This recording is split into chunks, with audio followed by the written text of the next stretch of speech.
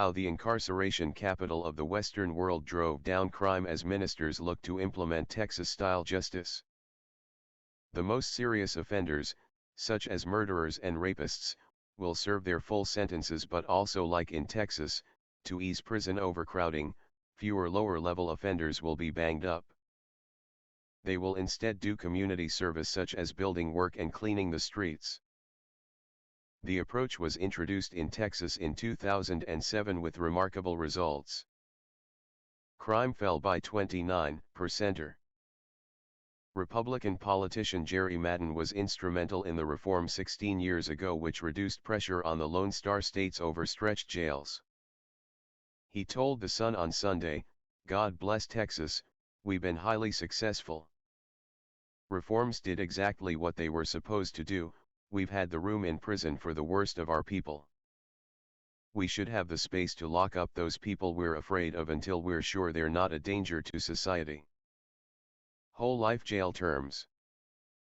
Britain is now looking to Texas as our prison system reaches breaking point, with governors warning there are only around 500 spaces left.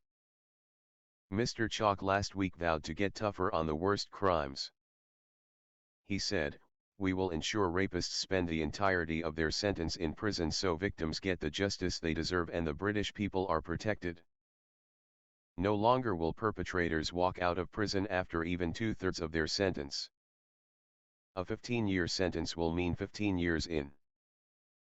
He pointed out the reoffending rate for lags serving less than a year is 50% and added, "There are alternatives to having low-level offenders languishing in prison." Among the Texas reforms in 2007 was making probation, not prison, the mandatory sentence for first-time, nonviolent offenders. They now get community orders instead of jail. Probation is strict and they often wear ankle tags. Mr. Madden added, "We've cut the number of people in prison by about 40,000 and that saves you roughly $20,000 per person per year. We wanted to create space in prisons for the worst of our people while keeping others under community supervision. The reforms did what we hoped and we've had people from Australia, England, and other states come here to see."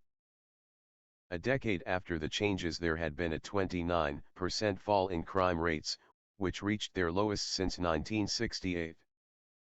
Even with 11,000 more people on parole, they carried out 17% or fewer crimes. That is perhaps because Texas still has super tough jail terms for repeat and serious offenders. Out of every 100,000 citizens, 840 are doing time behind bars, whereas in the UK that figure is 127. Those found guilty of murder in the no-nonsense state of Texas have two choices: capital punishment or a whole life jail term.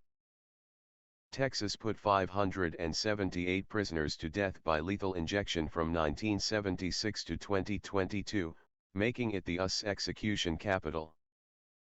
The death penalty was suspended in Britain in 1965 and permanently abolished for all crimes in 1998. In the past 30 years we have seen an 80% rise in our prison population and we have the highest imprisonment rate in Western Europe, with 88,000 locked up. Reforms in Texas were motivated by the huge cost of its penal system at the time, with £2.5 billion a year being spent on prisons and parole. Britain is now in a similar place, with the prison estate just 500 places away from its full capacity of 88,782. In 2021/22 taxpayers were hit for £3.75 billion for running jails in England and Wales. Criminal justice expert Scott Henson insists that despite putting fewer people behind bars, Texas remains tough on crime. The Texas native said, "Texas gives out these crazy long sentences. We have people on 40-year and 50-year sentences for first-degree felonies, which include attempted murder and aggravated sexual assault." The epicenter of global mass incarceration is the western wing of the old Confederacy: Texas, Louisiana, Mississippi, and Arkansas. Texas is by far the big dog among those. We are why America has these astronomically high incarceration rates. Meanwhile over here, University of Surrey criminologist Professor Melissa Hamilton, who lived in Texas for 23 years, sounded a word of caution over the UK copying the Texan model. She said, "We can never really link any criminal justice reform to an increasing or decreasing crime rate. So many things affect crime rates. They dropped after the reforms but also dropped across the rest of the country." Jackie Edwards, 65, from Cleethorpes, Northeast Links, whose daughter Katie Weber was beaten and abused by Ian Huntley as a schoolgirl, last night welcomed plans for Texas-style sentencing in this country. Katie, now 43, met Huntley when she was aged 15, and later fled from 15 months of terrible abuse and control when she was pregnant with his baby. She almost lost her unborn daughter Samantha, now Jackie's eldest granddaughter, when the beast pushed her down the stairs at their home. Huntley, 49, is serving life in prison, with a minimum term of 40 years, for the murder of 10-year-olds Holly Wells and Jessica Chapman in Saham, Cams, in 2002. Jackie believes the full tariff for such serious crimes should be served.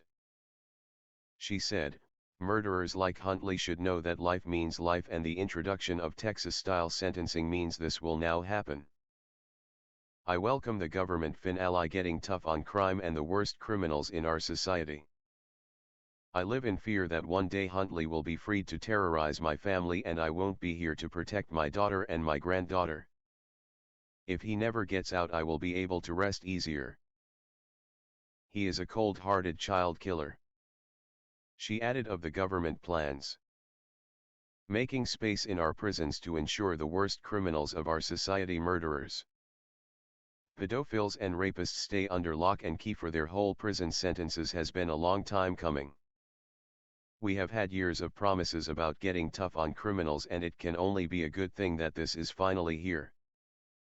The shoplifters should be made to work for the people they stole off, free of charge, or clean public toilets and litter pick on our streets, rather than fill up the prisons.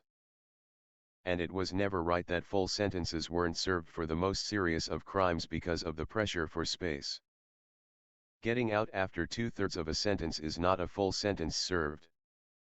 The victims have to live with what they did to them, for their whole lives.